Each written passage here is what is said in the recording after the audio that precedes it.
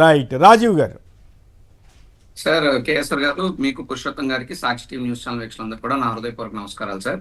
Sir ముందుగా ఈరోజు May Day సందర్భంగా వైఎస్ఆర్ కాంగ్రెస్ పార్టీ తరఫున కార్మిక లోకానికి శుభాకాంక్షలు తెలియజేస్తూ ఒక మాట, పెద్దలు చెప్పిన మాట, చెమట చుక్కలే చరిత్రకు విత్తనాలు, కష్టజీవులే భవిష్యత్తుకు నిర్మాతలు, కూలి కష్టానికి విలువలివ్వని లోకం కూలిపోవడం ఖాయం, తమ రెక్కల కష్టం ద్వారా రక్తాన్ని స్వేదంగా చిందించి శ్వేత సౌధాలను కూడా నిర్మించగల యావత్ కార్మిక లోకానికి వైఎస్ఆర్ కాంగ్రెస్ పార్టీ తరఫున మేడే శుభాకాంక్షలు తెలియజేస్తున్నాను సార్. ముందుగా ఒకటి.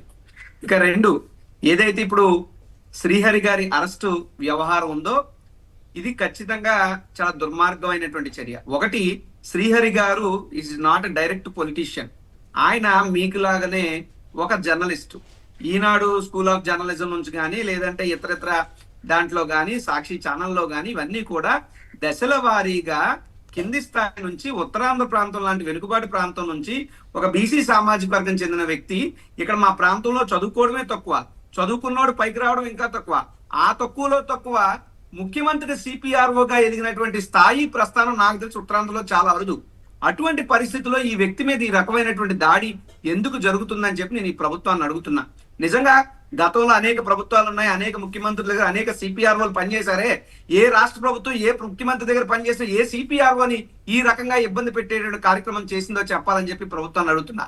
ఈ రోజు మీరు అరెస్ట్ చేసి ఏం సాధిస్తారు? గతంలో ఒక మహాకవులు చెప్పినటువంటి అనేక మాటలు ఉన్నాయి. పెన్నులను కావాలని తొక్కేస్తే అవి గన్నలై మొలకెత్తుతాయి అన్నటువంటి పరిస్థితులు ఉన్నాయి. కాబట్టి ఈ రోజు మీరు ఏ విధంగా సమాజాన్ని తీసుకెళ్తున్నారు? శ్రీహరి గారు అనే వ్యక్తి, ఆయన జర్నలిస్ట్ గా ఏ పాత్ర అయితే చేస్తారో, కమ్యూనికేషన్స్ గా మీడియా జనరల్ సెక్రటరీగా మా పార్టీ రాష్ట్ర విభాగానికి ఆయన ఉన్నారు. ఆయన చేసే పని చక్కగా ఉంది. ఆయన క్లియర్ గా చెప్పాడు, ఆ పోస్టులకు కానీ తనకు కానీ సంబంధం లేదు, నేను ఒక జర్నలిస్ట్ పని ఏది చేస్తాను ఆ పని నేను చేస్తున్నాను అని చెప్పి స్పష్టంగా చెప్పిన తర్వాత 3 పర్యాయాలు అరెస్ట్ చేశారు. 3 సార్లు కాదు, ఇంకో 30 సార్లు అరెస్ట్ చేసుకోండి. ఏం చేస్తారు శ్రీహరి గారిని? అరెస్ట్ అయిన ప్రతి క్షణం, ప్రతిసారి కూడా ఆయనలో కసి పట్టుదల మరింత రెట్టింపు అవుతుంది. నిన్నటి వరకు ఒక జర్నలిస్ట్ గా వచ్చినటువంటి మాటలు ఈ రోజు ఈ కూటమి ప్రభుత్వం మీద తోటాల్లో పేలుతున్నాయి శ్రీహరి గారి మాటలు. ఇందాక పురుషోత్తం గారు చెప్పింది వాస్తవం. గతంలో శ్రీహరి గారు ఎప్పుడు బయటకు వచ్చి మీడియాని అడ్రస్ చేసినటువంటి సందర్భాలు లేవు. కానీ మొన్న ఆయన వచ్చి అడ్రస్ చేసిన తర్వాత ప్రతి ఒక్కరికి రోమాలను లెక్కపరుచుకుని మాలో లేనటువంటి ఇంకా కొత్త ఊపిని, కొత్త ఉత్సాహాన్ని, ఆత్మస్థైర్యాన్ని నింపాయి. ఈ రోజు మళ్ళీ మీరు అరెస్ట్ చేస్తారు. ఏమవుద్ది? రేపు మాకు మళ్ళీ వచ్చి ప్రెస్ మీట్ పెడతాడు, మళ్ళీ కోట ప్రభుత్వాన్ని తాడదేస్తాడు, మళ్ళీ మీరు అరెస్ట్ చేస్తారు. ఎన్నాళ్ళు ఈ రకమైనటువంటి దుర్మార్గం చర్యలను అడుగుతున్నాం.